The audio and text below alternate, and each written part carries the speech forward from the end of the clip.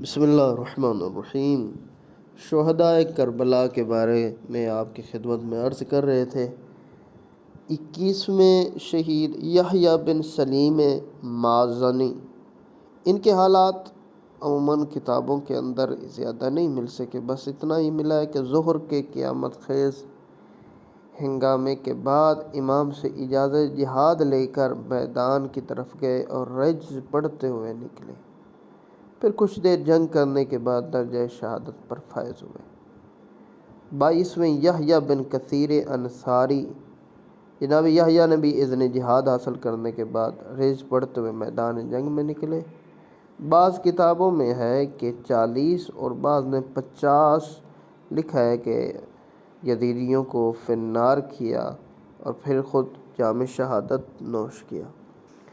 اس کے بعد یحییٰ بن حانی بن عروہ المرادی، فرماتے ہیں کہ یہ شخصیت بھی جناب حجاج کے بھانجے تھے۔ عمرو کی بہن عروہ حانی بن عروہ کی زوجیت میں تھی، جن کے بطن سے یحییٰ پیدا ہوئے۔ جناب مسلم و حانی کی شہادت کے بعد جناب یحییٰ ابن زیاد کے خوف سے روپوش ہو گئے۔ جب سید الشہداء کے کربلا پہنچنے کی اطلاع ملی تو کسی نہ کسی طرح خدمت امام میں پہنچ گئے، اور روز عاشور بقول بعض کے کہ پہلے حملے میں، اور بعض نے لکھا ہے کہ ظہر کے حملے کے بعد جام شہادت کو نوش کیا۔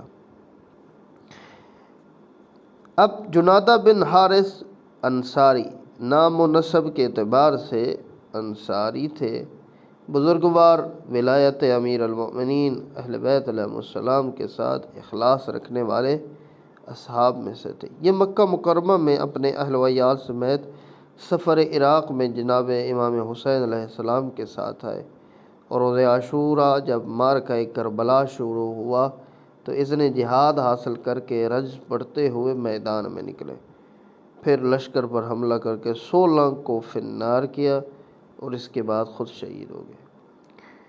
ایک نوخیز صاحب زادے کی شہادت۔ ارباب مقاتل لکھتے ہیں کہ ایک نوخیز لڑکا میدان میں نکلا جس کی عمر زیادہ سے زیادہ 11 سال تھی۔ اس کے والد پہلے شہادت کا جام پی چکے تھے۔ اس کے بچے کی والدہ نے جو اس سفر میں اس کے ہمراہ تھی، یہ حکم دے کر کہ یا بنیہ قاتل بین یدی ابن رسول اللہ، بیٹا جاؤ فرزند رسول کی حمایت میں جہاد کر کے جان نثار کرو۔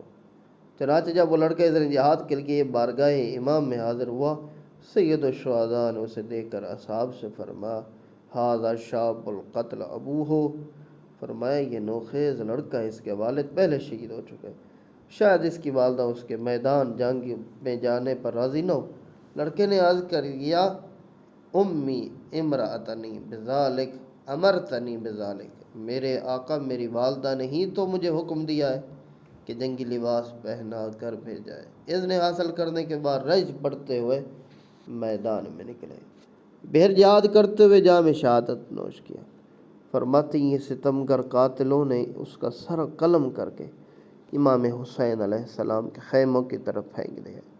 اس کی ماں بڑی دلیر تھی، فرماتی ہے کہ سر کو اٹھا کر کہا احسنت یا سرور قلبی یا قرۃ عینی، شاباش مرحبا میرے دل کے سرور، میری آنکھوں کی ٹھنڈک بیٹا۔ پھر سر اٹھا کر ظالم کو زور سے مارا، فرمایا کہ یہ ہم جو اللہ کی راہ میں دیتے ہیں واپس نہیں دیتے۔ ترکی غلام کے بارے میں، سید الشہداء ایک ترکی غلام جو قاری قرآن تھا، ان کا نام غالباً واضح لکھا گیا ہے، بعض کتابوں میں لکھا ہے کہ ان کا نام قارب لکھا ہے، لیکن بہرحال انہوں نے بھی اذن جہاد لے کر رجز پڑھتے ہوئے میدان میں نکلے، پھر سپاہی یزید پر توڑ پڑے اپنے آپ کو، یہاں تک ایک جماعت کو بعض روایات کے مگر 70 کوفیوں کو واصل جہنم کیا، زخموں سے نڈھال ہو کر گرے۔ ابھی کچھ رمق حیات باقی تھی کہ سید الشہداء ان کے سرانے پہنچے، روئے اور اپنے رخسار اقدس غلام کے رخسار پر رکھ دیا۔ اسی اثناء میں غلام نے آنکھیں کھولیں، شاید اپنے اقبال کو اوج کمال پر دیکھ کر تبسم کیا، پھر ان کی روح قبض ہو گئی۔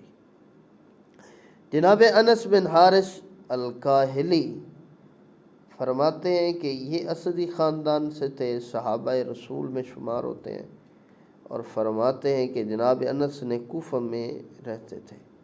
انہی سے حضور کی یہ حدیث بھی ہے کہ ایک بار جناب امام حسین رسول اللہ کی گود میں بیٹھے تھے، رسول خدا نے ان کی طرف اشارہ کرتے ہوئے فرمایا ان ابنی ھذا یقتل بارض یقال لها کربلا، میرا بیٹا سرزمین کربلا میں شہید کیا جائے گا، تم میں سے جو شخص ان کو اس حال میں پائے ان کی مدد کرے، نصرت کرے۔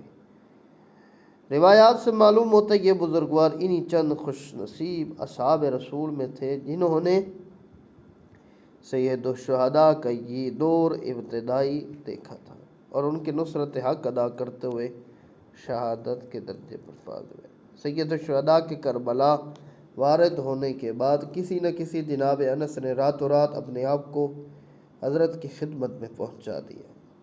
بہت ضعیف اور عمر رسیدہ تھے، پیغمبر کے ساتھ جنگ بدر و حنین میں شریک تھے، اس لیے جب روز عاشور اذن جہاد کے لیے خدمت امام میں حاضر ہوئے تو امام نے اذن مرحمت فرمایا اور انہوں نے امامے سے اپنی خمیدہ کمر کس کے باندھی اور ایک پٹی لے کر بھووں کو جو آنکھوں پر لٹکی ہوئی تھی بلند کر کے پیشانی پر باندھ دیا۔ جناب امام حسین کی حالت دیکھ روح پڑے، دعائے خیر دیتے ہوئے فرمایا کہ اے شیخ خدا تیری اس کوشش کو مشکور فرمائے۔ پھر جناب انس ریز پڑھتے ہوئے قوم عشق یا پر ٹوٹ پڑے، پھر شیر شجاعت کی طرح داد شجاعت دی اور ضعیف اور پیری کے عالم میں زخموں کی تاب نہ لاتے ہوئے بعض روایات کے مدت 14 اور بعد نے 18 لکھا ہے کہ ان یزیدیوں کو فنار کیا اور اس کے بعد خود ہی شام شہادت کو نوش کیا۔